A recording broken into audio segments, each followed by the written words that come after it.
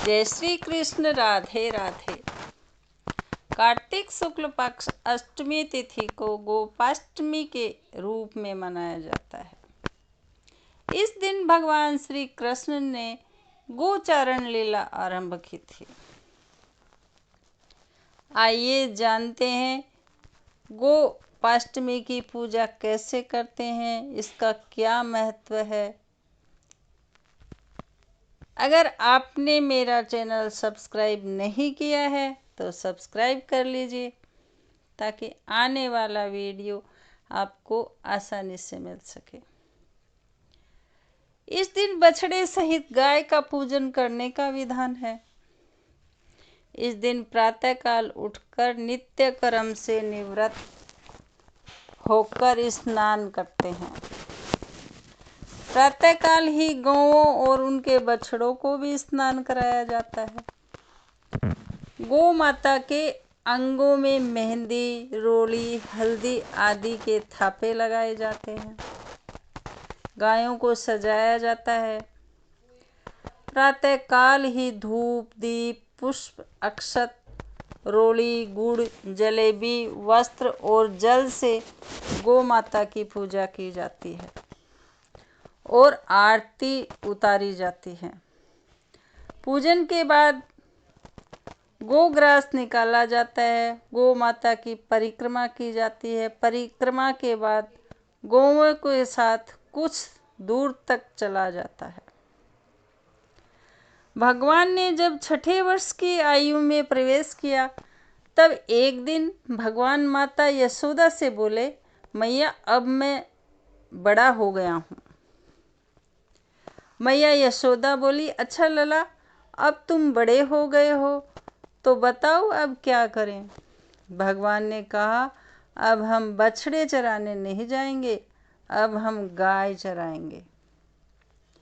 मैया ने कहा, ठीक है, बाबा से पूछ लेना।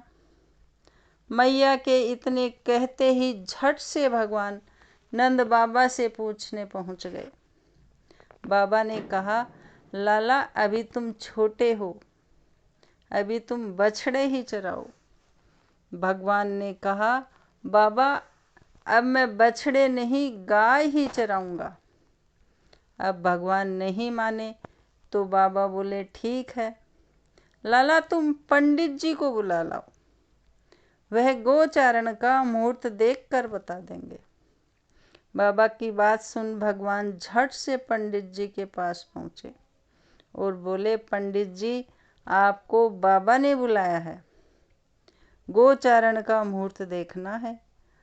आप आज ही का मुहूर्त बता देना, मैं आपको बहुत सारा माखन दूंगा।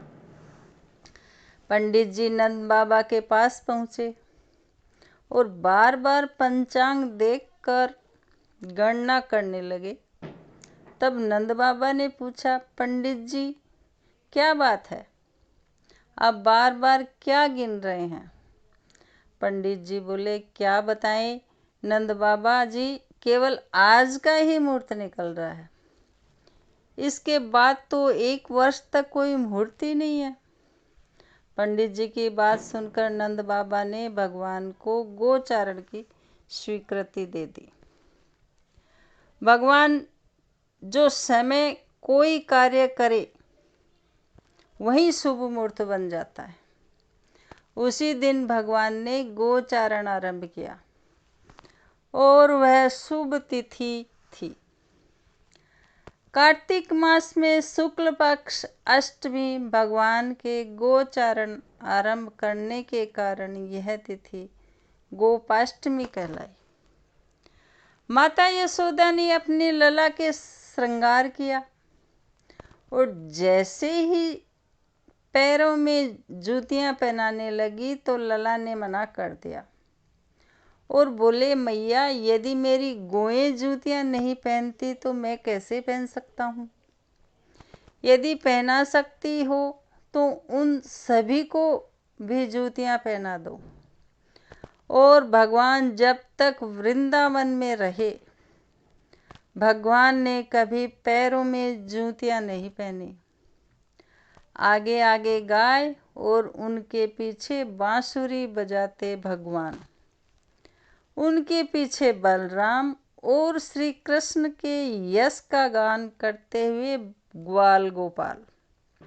इस प्रकार से विहार करते हुए भगवान ने उस वन में प्रवेश किया। तब भगवान की गोचारण लीला का आरंभ हुआ।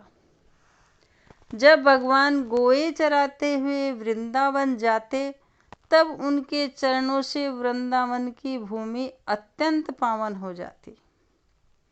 वह वन गौओं के लिए हरी भरी घास से युक्त एवं रंग बिरंगे पुष्पों की खान बन गया था।